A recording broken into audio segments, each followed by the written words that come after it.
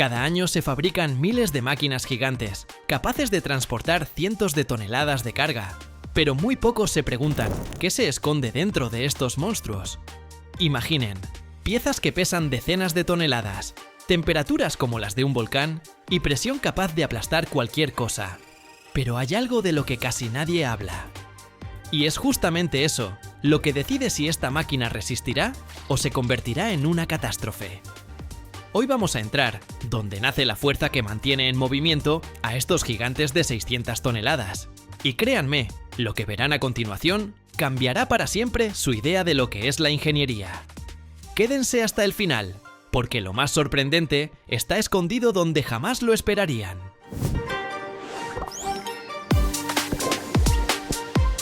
Todo comienza cuando llegan al almacén enormes piezas en bruto, fundiciones de acero que pueden pesar hasta 50 toneladas.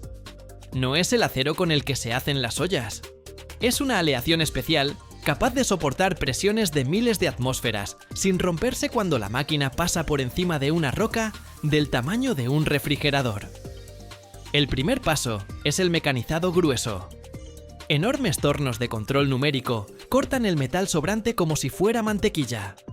Solo que en lugar de mantequilla, salen volando virutas incandescentes de varios milímetros de grosor.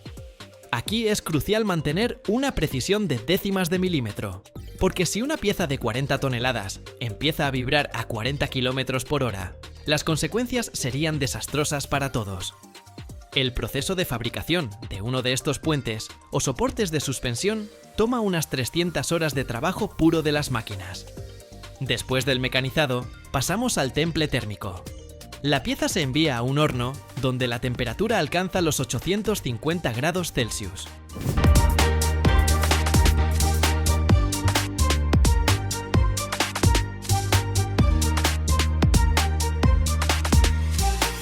Se calienta hasta un rojo brillante y parece un artefacto de la fragua de antiguos gigantes.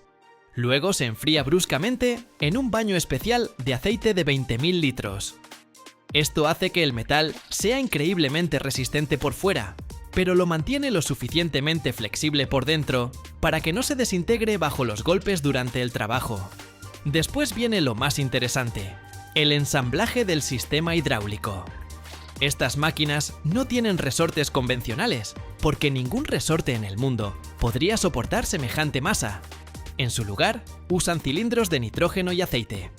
En uno de estos amortiguadores se vierten unos 150 litros de aceite hidráulico especial y se inyecta nitrógeno a una presión de 200 bar.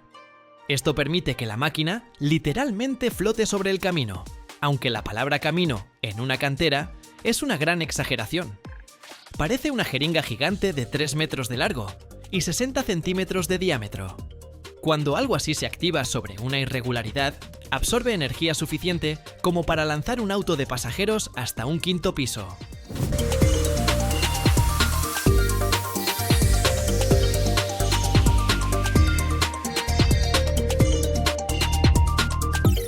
Imaginen las fuerzas que actúan sobre las uniones de estas piezas. Cada pasador que conecta los elementos de la suspensión pasa por un tratamiento criogénico. Se enfría en nitrógeno líquido hasta menos 196 grados, para que se reduzca ligeramente de tamaño. Luego se inserta en el orificio, y cuando el metal se calienta a temperatura ambiente, se expande y queda fijado de forma permanente. La única forma de separar esta construcción es usando una prensa con una fuerza de 500 toneladas. Esto no es como darle vueltas a una llave de 13 en el garaje, tomándose una cerveza. Cada amortiguador terminado pasa por pruebas de banco. Se comprime y se estira 10.000 veces bajo carga máxima. Parece una danza muy lenta y muy pesada de columnas de acero. En las pantallas, los ingenieros ven gráficos donde cada línea representa toneladas de fuerza. Si aunque sea un sensor, muestra una desviación de 0,5%, la pieza va directa al desarmado.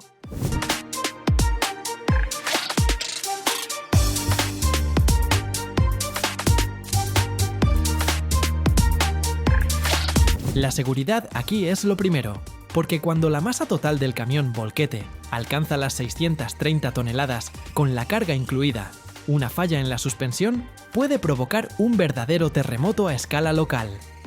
Ahora mismo estamos parados junto a un eje trasero ya terminado. Su ancho es de unos 9 metros, como 3 carriles normales de autopista. El peso de solo este componente, sin las ruedas, es de 60 toneladas. Para transportarlo hasta el lugar de ensamblaje del volquete, se necesita una plataforma especial y escolta policial. Y ahora súmenle las ruedas. Cada una pesa 5 toneladas y mide 4 metros de alto. Toda esta estructura tiene que funcionar sin parar, 20 horas al día, bajo condiciones de polvo, calor de hasta 40 grados o frío de menos 30.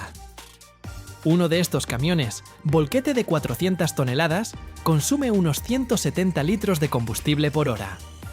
Piénsenlo bien, cada minuto desaparecen 3 litros de diésel en sus cilindros. En un parpadeo se fue 1 litro. Y ahora hablemos del calzado.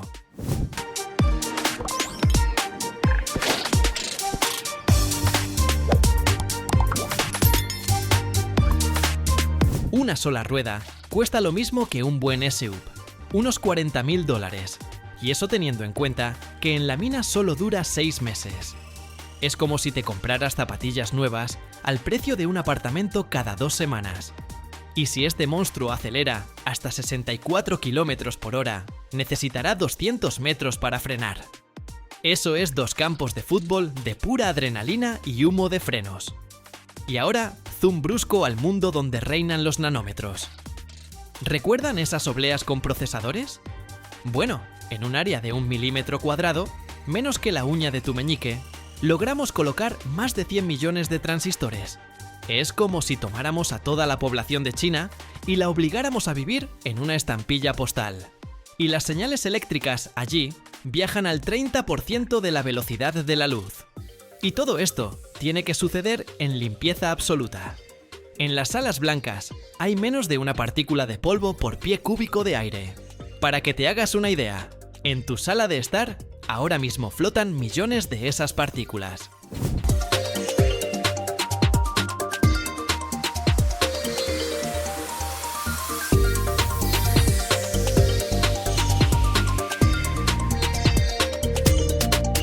Resulta que una fábrica de procesadores es el lugar más limpio del planeta, incluso más limpio que el espacio abierto. Cuando veo estas piezas, me doy cuenta de lo lejos que ha llegado nuestra ingeniería. Hemos aprendido a dominar fuerzas que antes solo podíamos leer en libros. Es una enorme responsabilidad y el trabajo increíble de miles de personas. Solo piensen en esto. Cada 20 minutos, este monstruo se acerca a la excavadora, recibe 70 metros cúbicos de material en su caja y lo transporta cuesta arriba por las empinadas laderas de la cantera. Y todo esto se sostiene sobre estos soportes metálicos que vimos hoy. Espero que les haya resultado tan fascinante ver este infierno de acero como a mí. No son solo piezas de metal, es la combinación perfecta de potencia y precisión. Fue genial ver cómo algo tan masivo se crea con tanta meticulosidad. Más adelante nos esperan objetos aún más impresionantes, así que no cambien de canal. Todavía quedan muchas máquinas increíbles y secretos industriales por descubrir. Nos vemos en el próximo sitio, donde sin duda encontraremos algo que los dejará con la boca abierta.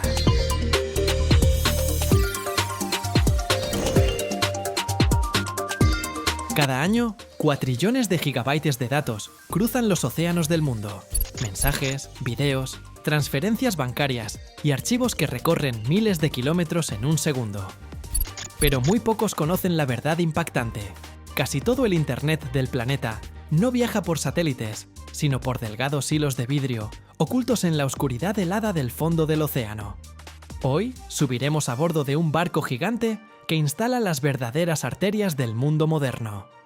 Es una tecnología más compleja que muchas misiones espaciales, y un solo error aquí puede dejar sin conexión a países enteros. Pero lo más misterioso es que a miles de metros de profundidad se esconde algo de lo que casi nadie habla. Quédate hasta el final y descubrirás el secreto del que depende todo el Internet mundial.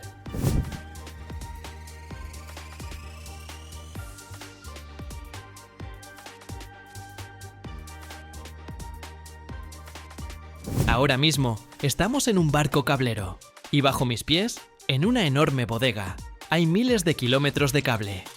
Miren este cable de cerca. En aguas poco profundas, tiene un grosor aproximado de su brazo, porque allí lo amenazan las anclas de los barcos y los tiburones hambrientos, pero en las grandes profundidades se vuelve tan delgado como una manguera de jardín. Unos 21 milímetros de diámetro. Toda esta enorme cantidad de datos se transmite por fibras ópticas, cada una de apenas 125 micrómetros de grosor, un poco más gruesa que un cabello humano. Un solo cable puede tener entre 8 y 24 de estos filamentos, y están protegidos por muchas capas de plástico, alambre de acero, tubo de cobre y aislamiento exterior. Bajemos a la bodega. Este lugar se llama el carrusel. Aquí hay un cilindro enorme de 15 metros de diámetro, donde el cable se enrolla en espirales. El proceso de cargar el cable en el barco es un verdadero ejercicio de paciencia.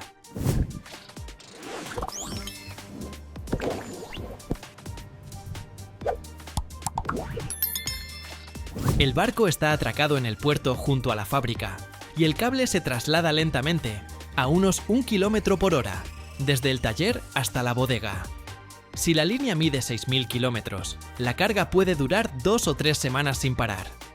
En este momento, este buque transporta 5.000 toneladas de cable. Es un peso increíble que exige al capitán y a los ingenieros una precisión milimétrica para equilibrar la embarcación. Ahora, ¿cómo llega todo esto al agua? Cuando el barco zarpa hacia su ruta, el cable comienza a desenrollarse a través de un sistema de ruedas tensoras en la popa. La velocidad del buque en ese momento es baja, de 1 a 2 nudos, aproximadamente 2 o 3 km por hora. Es muy lento, pero no se puede apurar. En aguas poco profundas, donde la profundidad llega hasta 1000 metros, no simplemente tiramos el cable al fondo. Para protegerlo de factores externos, se usa un enorme arado submarino. Esta cosa pesa cerca de 30 toneladas y se arrastra detrás del barco con un cable de acero.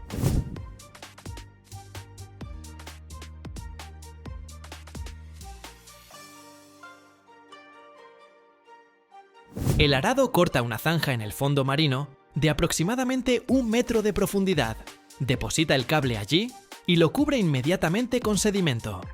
Es un proceso agotador que requiere supervisión constante por parte de los operadores de vehículos operados remotamente.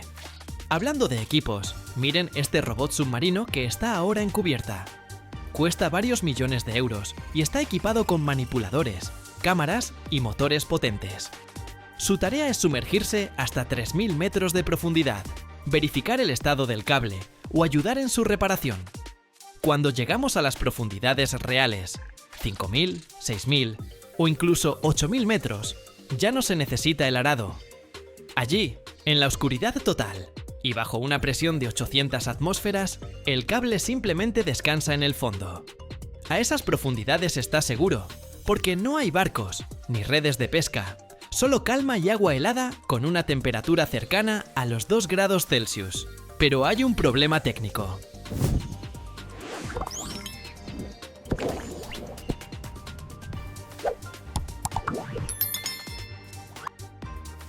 La señal de luz en la fibra óptica se va debilitando con el tiempo. Aproximadamente cada 60 o 100 kilómetros necesitamos amplificar esa señal. Para eso, en el cable se instalan repetidores, unos cilindros metálicos de cerca de 1 metro de largo y más de 200 kilos de peso. Dentro de cada repetidor hay electrónica súper compleja que tiene que funcionar sin fallas durante 25 años. Y aquí surge la pregunta: ¿de dónde sacan energía en el fondo del océano? La respuesta es impresionante. Enviamos corriente continua de hasta 10.000 voltios directamente por la capa de cobre del mismo cable, desde estaciones en tierra. Es un voltaje extremadamente peligroso que exige un aislamiento perfecto. La ruta se planifica durante años. Antes de que el barco zarpe, buques de investigación especializados estudian el relieve del fondo marino con sonares.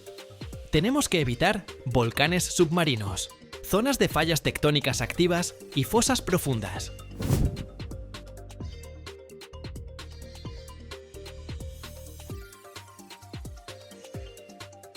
Incluso, un pequeño deslizamiento de tierra en el fondo puede romper el cable como si fuera un hilo delgado. Cuando esto ocurre, comienza una operación de rescate de Internet. Un barco especializado navega hasta la zona del accidente. Con ganchos sube ambos extremos del cable desde varios kilómetros de profundidad hasta la superficie. Y en un laboratorio estéril a bordo, los ingenieros fusionan las fibras ópticas. Es un trabajo de alta precisión en medio de un océano tormentoso. El costo de uno de estos proyectos puede alcanzar los 500 millones de euros. Son inversiones enormes, que normalmente hacen consorcios de grandes empresas tecnológicas y gigantes de las telecomunicaciones. Cada uno de estos cables tiene una capacidad de cientos de terabits por segundo. Esto permite que millones de personas vean streaming de video en alta calidad al mismo tiempo, realicen operaciones financieras y se comuniquen. A menudo pensamos en Internet como algo etéreo, sin peso, pero en realidad son cientos de miles de toneladas de vidrio, acero y polietileno que yacen en la oscuridad de las profundidades del océano.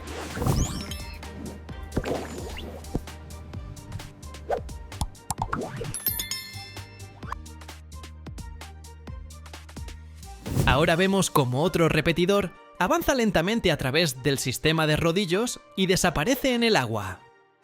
Parece algo bastante rutinario, pero detrás de este momento hay décadas de desarrollo científico y el trabajo de miles de personas.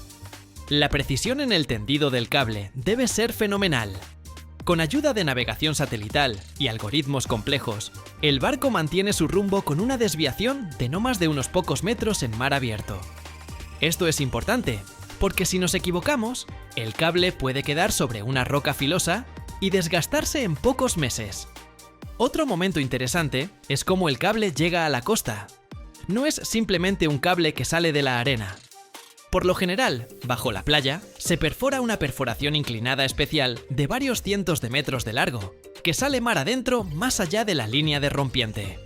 Así protegemos el cable de las olas y de los turistas curiosos.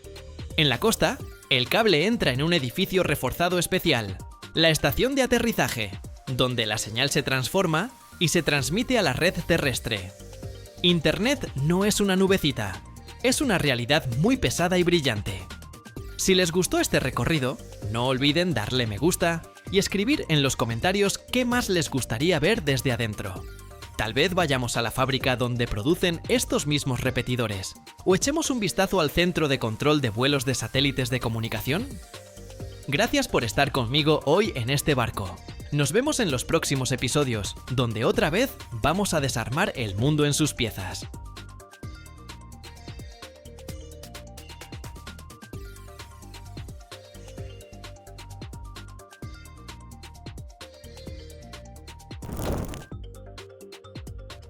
¿Y si les dijera que su smartphone tiene más plata de la que piensan? Y que es precisamente la plata, no el oro, la que mantiene toda esa electrónica funcionando. Estoy ahora mismo en la planta de Eraeus en Hanau, Alemania. La compañía opera desde 1851, o sea, es más antigua que la propia unificación de Alemania como Estado. Y todo este tiempo han estado refinando metales preciosos. Hoy, plata. Y les prometo que después de este video nunca más van a ver su teléfono de la misma manera.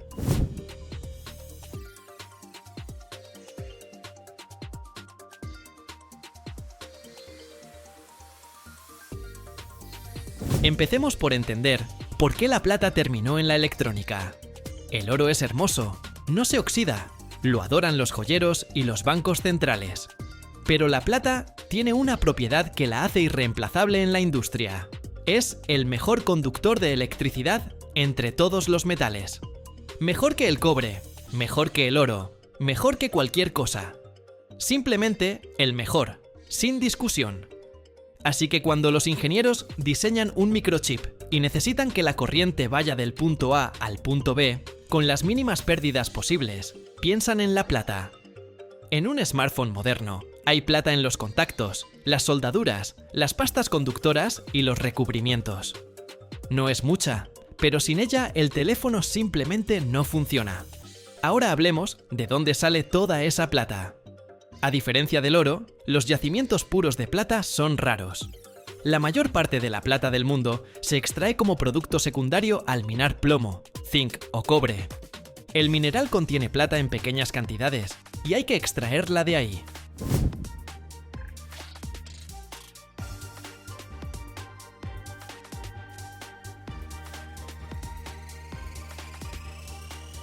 Después del proceso de enriquecimiento en la mina, sale lo que se llama doré, una aleación de plata con oro e impurezas.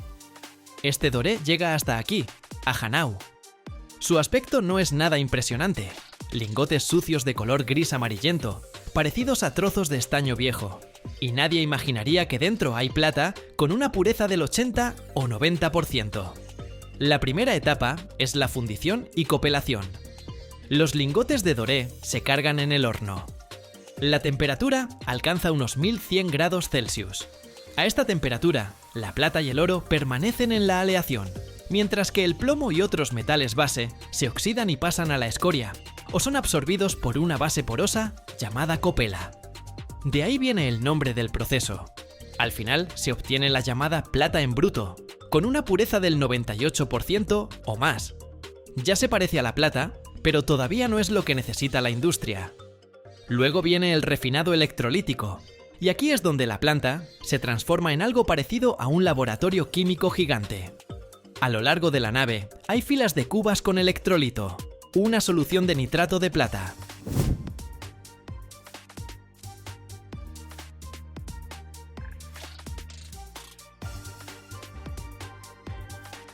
En cada tanque se sumergen ánodos de plata en bruto y cátodos de metal puro o titanio. A través del tanque se hace pasar corriente continua. La plata del ánodo se disuelve en el electrolito y se deposita en el cátodo en forma de cristales, puros, casi estériles desde el punto de vista químico. Las impurezas se comportan de manera diferente. Unas quedan en el electrolito, otras se depositan en el fondo del tanque como lodo. Y ese lodo no es desperdicio. En él se concentran oro, platino, paladio. Se recoge cuidadosamente y se procesa por separado. Es decir, la refinería no descarta nada. Cada partícula sucia va a procesamiento. El proceso Möbius, así se llama esta tecnología electrolítica, produce plata con una pureza del 99.9%. Esto ya es el estándar Good Delivery.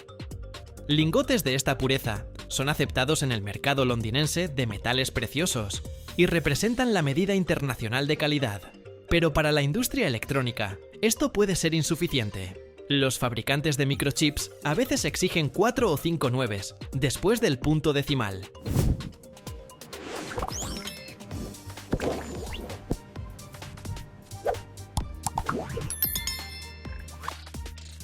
Y entonces, la plata pasa por una purificación adicional, fusión por zonas o precipitación química. Aquí el trabajo es más fino, casi de joyería, donde cada nuevo 9 después de la coma cuesta cada vez más esfuerzo. Los cristales de plata depositados en los cátodos se retiran manualmente o mecánicamente según el diseño de la celda. Su aspecto es impresionante, delicadas estructuras arborescentes de color blanco plateado, como escarcha de invierno sobre el vidrio. Esta es plata casi pura en su forma cristalina original, antes de fundirse y convertirse en lingotes, o transformarse en polvo, alambre o pasta para aplicaciones específicas. Para la electrónica, la plata se usa principalmente como pasta conductora. Es una mezcla de polvo de plata fino con aglutinantes, que se aplica sobre sustratos mediante serigrafía, casi como imprimir sobre camisetas, pero con metal y bajo microscopio. Por cierto, si te interesan los detalles del proceso de impresión en camisetas, déjamelo saber en los comentarios.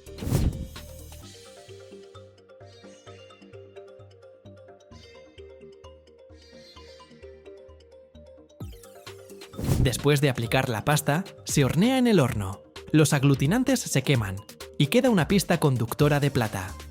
Así es exactamente como se fabrican los contactos en paneles solares, condensadores cerámicos y muchísimos otros componentes. En promedio, un panel solar contiene alrededor de 20 gramos de plata. Multipliquen eso por miles de millones de paneles en todo el mundo, y queda claro por qué la demanda industrial de plata crece cada año. Vale la pena mencionar aparte sus propiedades antibacterianas.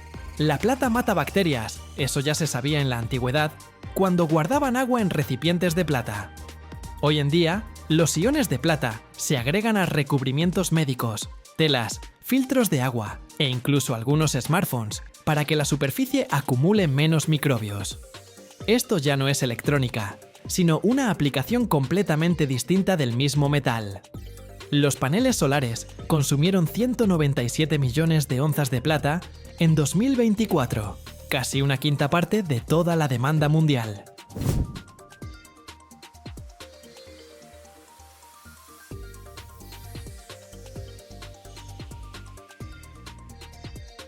Un auto eléctrico contiene hasta 50 gramos de plata, el doble que un auto convencional de combustión interna. Y aquí viene el detalle: la escasez de plata. El mercado de plata lleva 4 años consecutivos consumiendo más de lo que produce. La demanda de la energía solar y los autos eléctricos crece más rápido de lo que logra crecer la producción. Y a diferencia del oro, la plata se gasta sin retorno. Se distribuye en microchips, paneles y contactos en cantidades tan pequeñas que reciclarla no es rentable. El oro de los celulares viejos se recupera y se funde, pero la plata simplemente se pierde. Por eso la escasez es real, y los analistas pronostican que la situación solo va a empeorar en los próximos años, especialmente si la energía solar sigue creciendo a este ritmo. Observé cómo los cristales crecían lentamente en los cátodos. No es un proceso rápido, varios días por ciclo.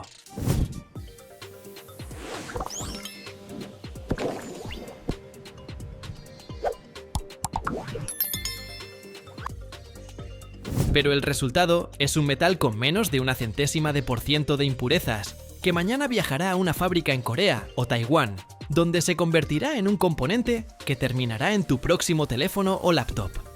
La plata recorrió todo un camino, de lingote sucio de doré a cristal en el cátodo, luego a pasta, después a microchip, y nadie en el camino siquiera lo notó. Así de invisible es este metal, sin el cual la electrónica moderna simplemente no funciona. Suscríbete al canal. La próxima vez veremos otro material que no esperabas encontrar dentro de las cosas cotidianas.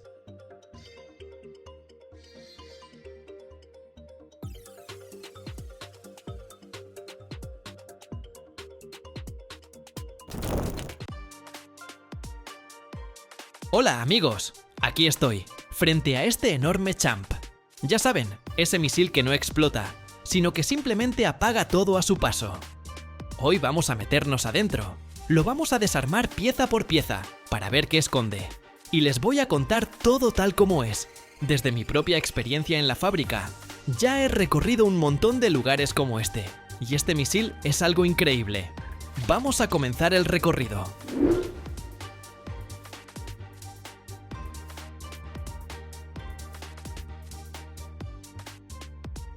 Entonces, el Champ no es un misil cualquiera. Es un aparato de alta tecnología desarrollado por Boeing para la Fuerza Aérea de Estados Unidos. El nombre completo es Counter Electronics High Power Microwave Advanced Missile Project, pero no nos vamos a complicar con estas palabras largas, ¿verdad? Lo importante es que lleva a bordo un arma de microondas que deja fuera de servicio la electrónica enemiga sin ninguna explosión. Imagínense, vuela silencioso, como un fantasma, y de repente, ¡pum! Computadoras, radares, sistemas de control quedan inutilizados a decenas de kilómetros de distancia. Yo vi cómo demostraron su potencia en un stand. El misil despega desde un avión, maniobra, y luego lanza un pulso de millones de vatios. La eficacia es increíble, y sin fragmentos ni incendios. Las pruebas de lanzamiento, en 2013, mostraron éxito. El misil sobrevoló el objetivo de prueba y apagó sistemas completos en un solo pase, incluyendo las computadoras.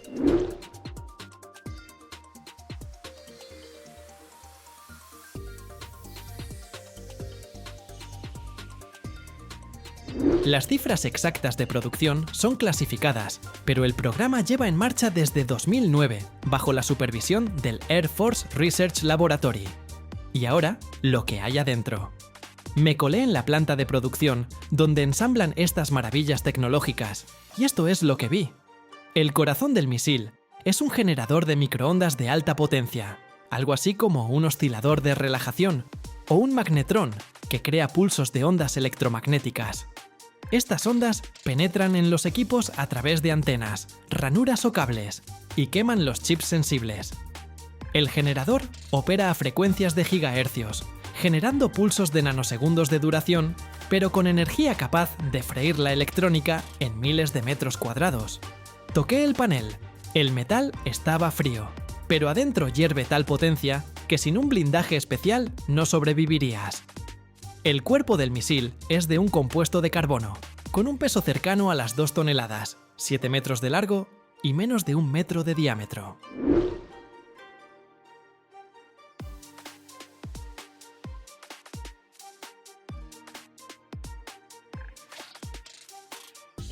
Es aerodinámico, con aletas para maniobrar hasta 20 kilómetros de altura. Por dentro tiene compartimentos de combustible. Un acelerador de combustible sólido lo lanza primero a gran altura y luego se activa el motor de crucero con combustible débil para un vuelo preciso. Eché un vistazo al compartimento del motor. Válvulas, turbinas, todo pulido hasta brillar, como si fuera joyería. El combustible es una mezcla de alta energía, diseñada para un alcance de 2000 kilómetros. El sistema de guiado es otro tema aparte. Aquí hay un giroscopio láser, navegación inercial y módulos GPS protegidos contra interferencias. El misil elige sus propios objetivos, radares, puestos de mando o drones. En esto los ingenieros lo probaron en un banco de pruebas. Giró 30 grados por segundo, como un auto deportivo. Y la electrónica interna usa chips de última generación, resistentes a sus propios pulsos. Escuché cómo bromeaban. Esta cosa apaga las computadoras enemigas, pero mantiene tu smartphone encendido.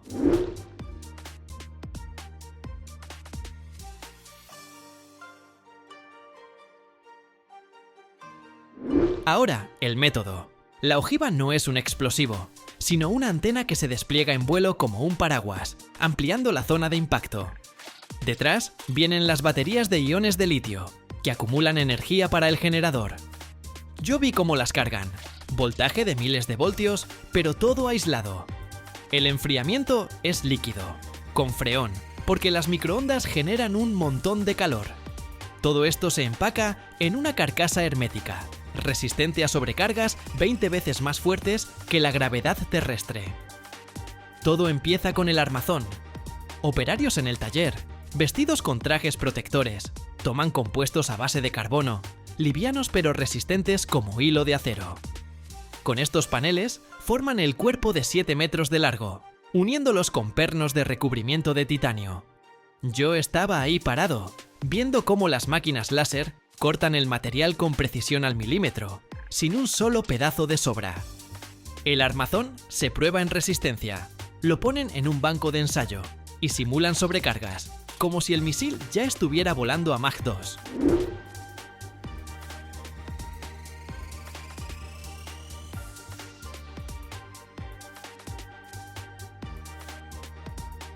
Si hay una microfisura, todo el armazón se descarta. Esto toma un día completo, porque el secado del compuesto ocurre a 100 grados Celsius en autoclaves del tamaño de una habitación. Luego viene lo más interesante: insertan la electrónica a mano. Las máquinas aquí no sirven, porque la delicadeza es crítica. Los chips del tamaño de una uña no resisten un agarre brusco. Los ingenieros con guantes antiestáticos montan las placas. Primero el sistema de control con giroscopios, después el generador de microondas. Cada cable está recubierto con blindaje, para que los impulsos no interfieran entre sí. Vi a un técnico soldando contactos bajo microscopio. Las manos le temblaban, pero la experiencia le permitía mantenerse firme. La electrónica incluye miles de componentes: condensadores para acumular energía, transistores para generar ondas en gigahercios. El montaje tarda una semana, con pausas para verificación. Multímetros escanean línea por línea, para evitar cortocircuitos.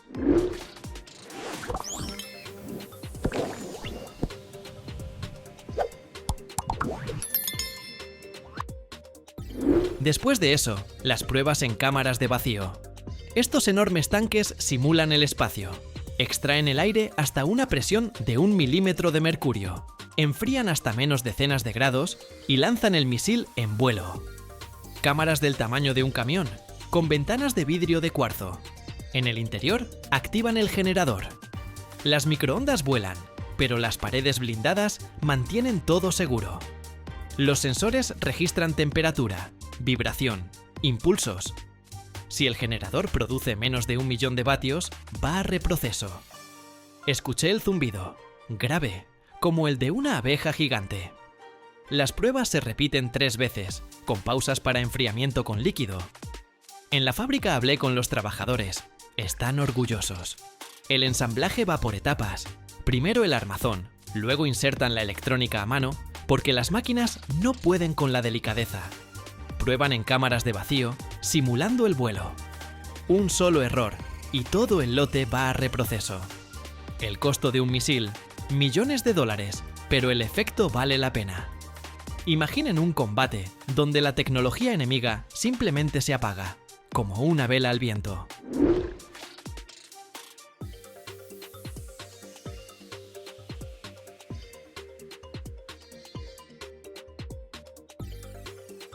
Doy otra vuelta alrededor del misil. La superficie es lisa, con protección térmica para velocidades hipersónicas de hasta Mach 2. Abajo tiene anclajes para lanzarlo desde un bombardero B-52. Dentro, además del sistema principal, hay sistemas de respaldo. Si el generador falla, el misil puede maniobrar de regreso o autodestruirse. La seguridad es lo primero, porque esto no es un juguete.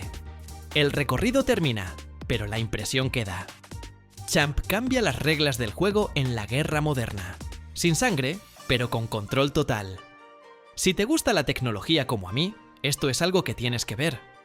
Suscríbete, dale like y deja tu comentario. ¿A dónde vamos después? ¿Tal vez a una fábrica de microchips o de submarinos? Nos vemos en los próximos lugares.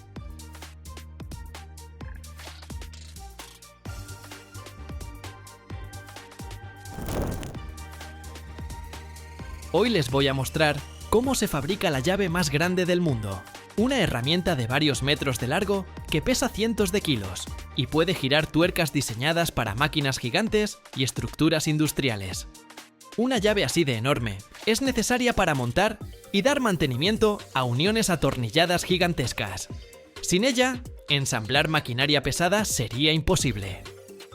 Hoy vamos a ver todo el proceso de fabricación. Desde una pieza maciza de acero cromo-molibdeno hasta la herramienta de precisión terminada, capaz de soportar cargas increíbles.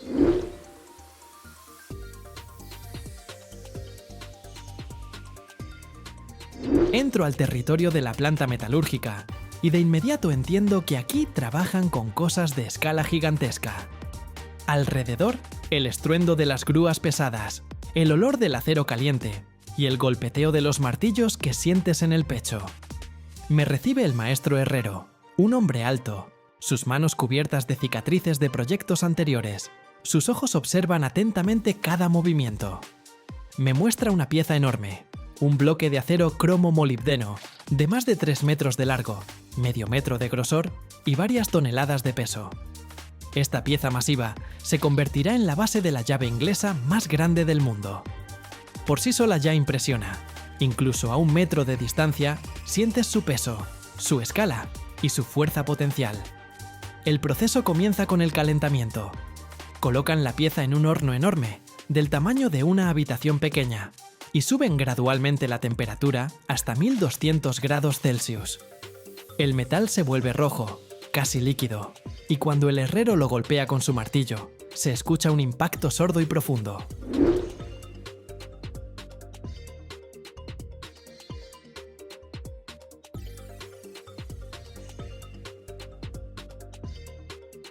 El ritmo aquí es crucial. Demasiado rápido y el metal puede agrietarse. Demasiado lento y se enfría volviéndose duro.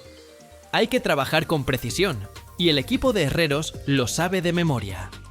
Uno sostiene la pieza en su lugar, otro golpea con el martillo, un tercero controla la temperatura y la forma del metal. Cada movimiento está perfeccionado tras años de práctica y hasta el más mínimo error puede arruinar todo el trabajo. Cuando la pieza se vuelve maleable, comienza el moldeado grueso. Utilizan martillos enormes de varios cientos de kilogramos, controlados por grúas puente. Golpe tras golpe, el metal se estira y expande, tomando la forma de la futura llave. Ya se puede distinguir dónde irá el mango, ¿Y dónde la abertura de trabajo para la tuerca? El proceso dura varios días, porque el metal se va enfriando gradualmente y hay que recalentarlo constantemente para evitar tensiones internas y grietas.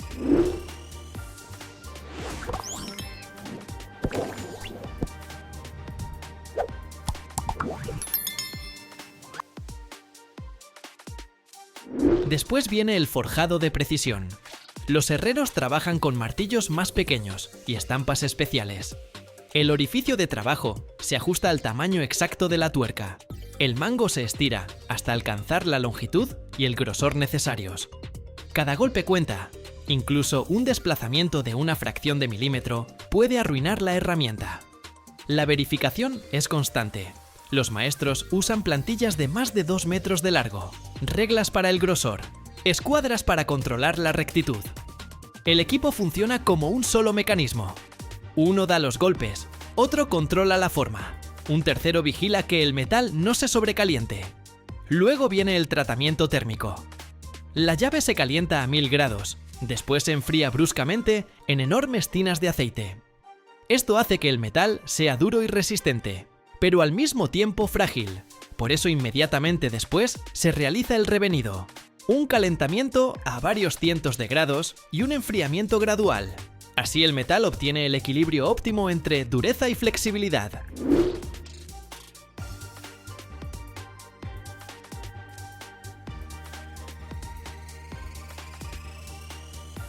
Durante este proceso, el metal literalmente respira. ¿Ves cómo cambia de color, de forma, y se prepara para soportar cargas increíbles? Fabricar una de estas llaves gigantes toma varias semanas, a veces hasta 3 o 4, dependiendo de la complejidad del pedido y el tamaño de la herramienta. La mayor parte del tiempo se va en calentar y dar forma inicial al metal, trabajo que se hace por etapas, con calentamientos y enfriamientos repetidos para evitar grietas. Después del tratamiento térmico, viene el lijado y pulido. Los herreros usan grandes discos abrasivos y fresas para darle a la llave una superficie lisa y medidas exactas. Pulen el mango, ajustan la boca a la tuerca, revisan cada milímetro con plantillas. Impresiona cuánto tiempo dedican a detalles que a simple vista parecen insignificantes. Aquí lo importante no es solo la precisión, sino la secuencia de pasos. De eso depende la confiabilidad de la herramienta y la seguridad de quien la use.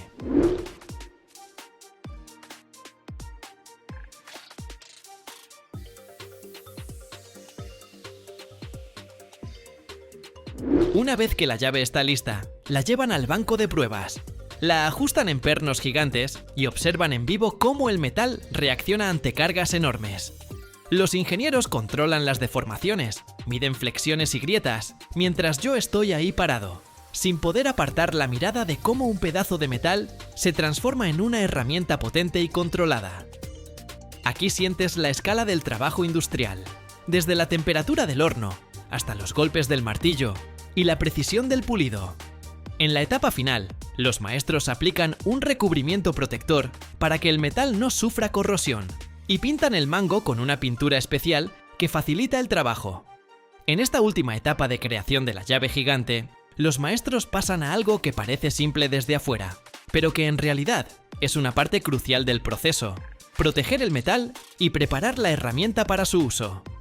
Después de semanas de forja, calentamiento, pulido y acabado, el metal todavía es vulnerable a factores externos.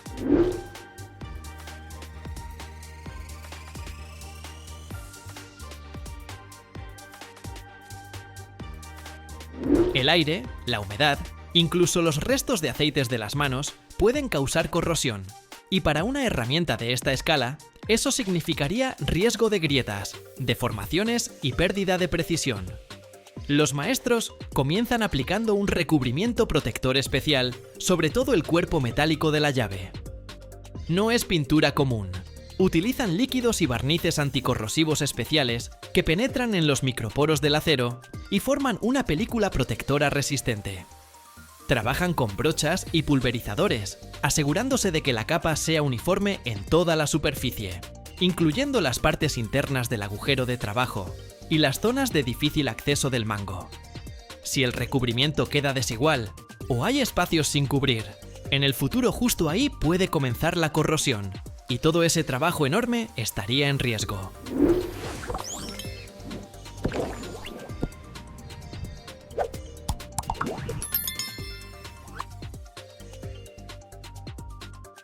Después de aplicar la capa protectora, el mango de la herramienta se pinta con una pintura especial para facilitar el trabajo. No solo hace que la llave sea visualmente atractiva, la pintura está diseñada para mejorar el agarre, evitar que las manos se resbalen y proteger la superficie de rayones y suciedad durante el uso. Para llaves de este tamaño, se utiliza una pintura que resiste altas cargas mecánicas, cambios bruscos de temperatura y el contacto con grasas y aceites que se usan en las plantas industriales. Después de pintar, los trabajadores dejan que el recubrimiento se seque de forma natural y luego verifican su uniformidad. Este paso puede parecer decorativo a primera vista, pero en realidad es crítico. De su calidad depende la durabilidad de la llave, la seguridad al trabajarla y la precisión al girar tuercas gigantescas. Solo después de completar esta etapa, se puede considerar que la herramienta está completamente lista.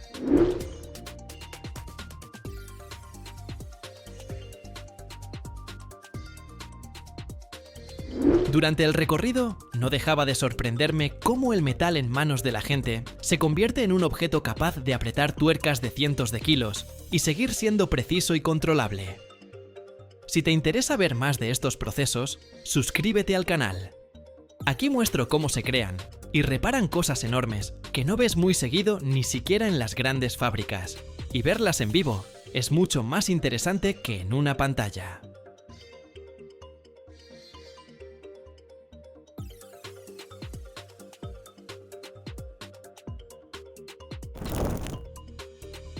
Esta gigantesca pieza de acero pesa más de 160 toneladas y se necesitaron 8 meses de trabajo, las 24 horas para crearla.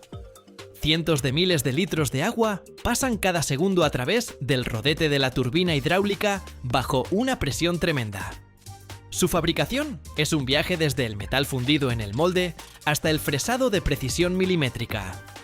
Hoy vamos a ver cómo nacen los gigantes que dan luz a ciudades enteras.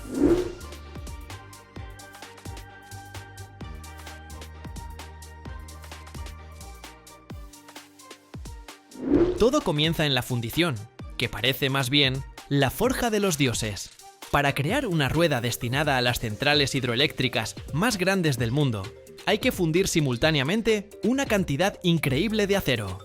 No es acero común y corriente, es una aleación inoxidable especial con alto contenido de cromo y níquel, capaz de resistir durante décadas la cavitación y la corrosión. El proceso de fundición es el momento crítico.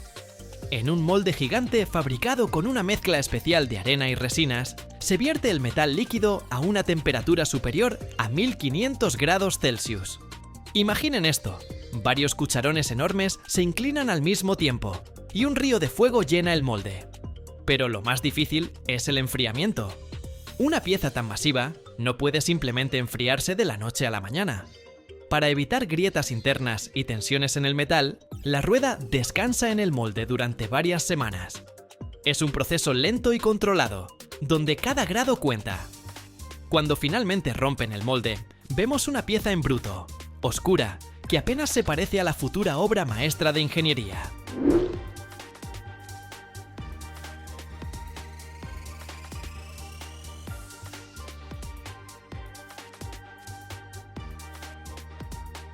Ahora, esta pieza en bruto, de 170 toneladas, se traslada al taller de mecanizado. Aquí la esperan gigantescos tornos verticales y fresadoras. Imaginen una máquina de la altura de un edificio de 3 pisos, donde la pieza gira lentamente, mientras potentes herramientas de corte van quitando centímetro a centímetro el metal sobrante. En esta etapa, la rueda pierde hasta el 30% de su peso inicial.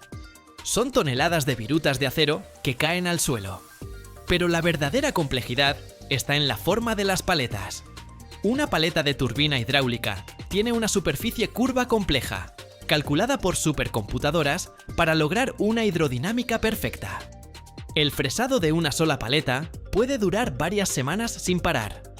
La precisión aquí es asombrosa. Para una pieza de 8 metros de diámetro, la desviación no puede superar fracciones de milímetro. Si la forma se altera, aunque sea un poco, el agua comenzará a destruir el metal por cavitación. Microexplosiones de burbujas de aire capaces de devorar el acero como si fuera papel.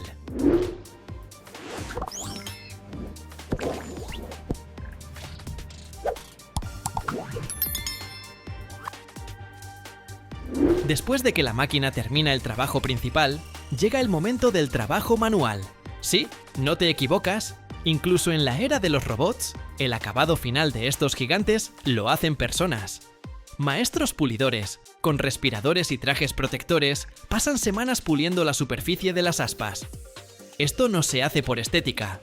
Cuanto más lisa sea la superficie, menor será la resistencia al agua y mayor será el coeficiente de rendimiento de la turbina. Una rueda perfecta debe brillar como un espejo. Cada soldadura, cada microfisura, se revisa cuidadosamente con ultrasonido y rayos X.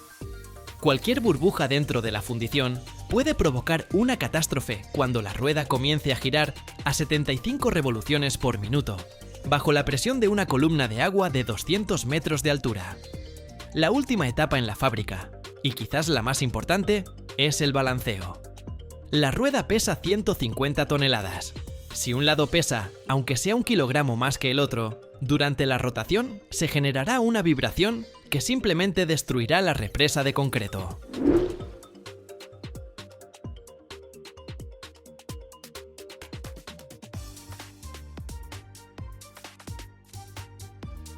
La rueda se instala en un banco de pruebas especial, donde verifican su centro de gravedad. Es un trabajo increíblemente delicado. Los ingenieros calculan dónde necesitan remover algunos gramos más de metal, o, por el contrario, añadir contrapesos de balanceo. Cuando el balanceo está completo, este gigante puede comenzar a girar literalmente con un empujón de la mano. Es la magia de la física y el cálculo preciso. Cuando este titán de acero finalmente sale del taller de pulido final, brillando con la superficie espejo de sus álabes, los ingenieros enfrentan una tarea que en complejidad no es menor a la fabricación misma. Podrías pensar que lo más difícil ya pasó, pero en realidad la verdadera aventura apenas comienza. La entrega de la turbina a la central hidroeléctrica es una pesadilla logística y al mismo tiempo un espectáculo increíble. Porque estamos hablando de un objeto cuyo diámetro alcanza los 10 metros. Es la altura de un edificio de 3 pisos acostado de lado.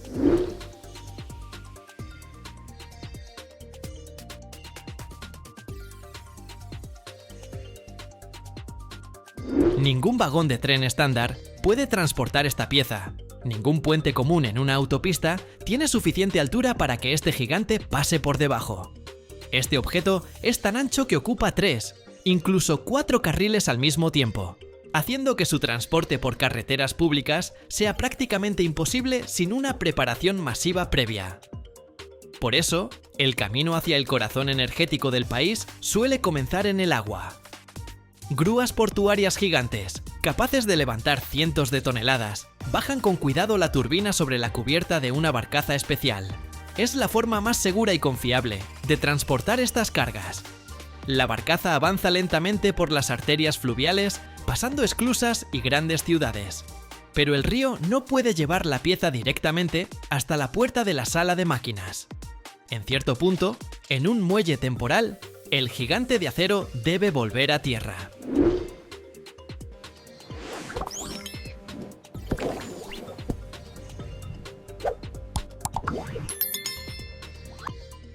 Aquí lo espera un transporte modular de múltiples ejes, una maravilla de la ingeniería sobre cientos de ruedas, cada una controlada de forma independiente. Esta máquina avanza a la velocidad de un peatón, unos 5 km por hora, mientras a su alrededor se despliega una verdadera operación especial. Al frente de la columna van brigadas de montadores. Retiran temporalmente las señales de tráfico que obstaculizan el paso, levantan o directamente desconectan y quitan las líneas eléctricas para que la estructura de 10 metros no roce los cables de alta tensión. En algunos lugares, incluso hay que ampliar el pavimento o reforzar puentes con soportes de acero temporales, porque 160 toneladas de peso concentrado pueden literalmente aplastar el asfalto común. Cada metro del recorrido está calculado al segundo y al milímetro. Este viaje puede durar semanas, reuniendo multitudes de curiosos a lo largo de las carreteras, porque no todos los días ves pasar frente a tu jardín un pedazo de la futura historia energética.